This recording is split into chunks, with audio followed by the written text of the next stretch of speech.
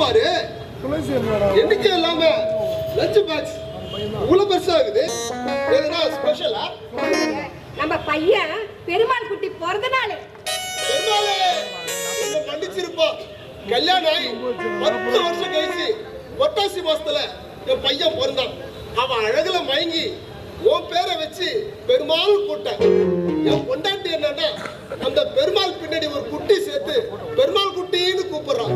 அவளையும் நீ மன்னிச்சிருப்பா. அவன் அழகுல மட்டுமா மயங்கினீங்க? என்ன பொண்ணு பார்த்துட்டு என்ன அழகி சொக்கி போய் மயங்கி சொக்கி அப்படியே போய் நாதன் அப்படிங்கிற உங்க பேருக்கு முன்னாடி சொக்கின்னு போட்டு கூப்பிட வச்சிருக்காங்களே சொக்கிநாதன், அது மறந்து போச்சா? ஏன் பாரு இப்ப அத ஞாபகத்துல நான் என்ன வேலைக்கு போணுமா வேணாமா? வேணாங்க. வேணாமா? நீங்க வேலைக்கு போயிட்டு வாங்க. ஏங்க கொஞ்சம் இருங்க. என்ன பாரு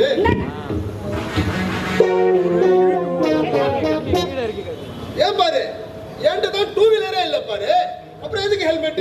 ஏங்க நீங்க வேற யார் கூடயாவது 2 வீலர்ல போகும்போது இது பாதுகாப்பா இருக்கணும்னா ஓட்டு போறதுக்காக தான் உங்களுக்கு ஹெல்மெட் கொடுத்துருக்கேன். என்ன ஒரு பாதுகாப்பு பாரு.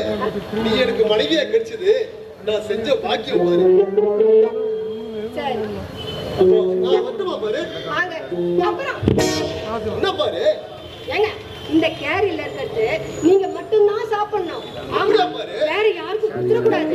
அப்படி என்னதான் பாரு இந்த பாக்ஸ்ல வச்சிக்கிற? என் அன்பு பாசம் எல்லாத்தையும் பெசஞ்சு வச்சிருக்கேன். இருக்கட்டும் இருக்கட்டும். மத்தியானம் ஒரு புடி பிடிச்சேன். அப்போ நான் வந்தா பாரு. வாங்க. ஏங்க என்ன பாரு என்னதான் வேணும்? நீ போகும்போது இருங்க வாங்க போங்கன்ற நான் என்ன வேலைக்கு போறதா இல்லையா? நான் இல்ல இப்படியே உட்காந்துக்குவான். சரி சரி கோச்சிக்காதீங்க. இதான் கடைசி. பாருங்க நீங்க சாயந்தரம் வரக்குள்ள எப்போதும் வர்ற போல வந்துடாதீங்க. என்ன இவ்வளவுதானே? பாரு ஐயா சாயந்தரம் வரும்போது எப்படி வரணும் மட்டும் பாரு. அப்போ நான் வரட்டுமா பாரு?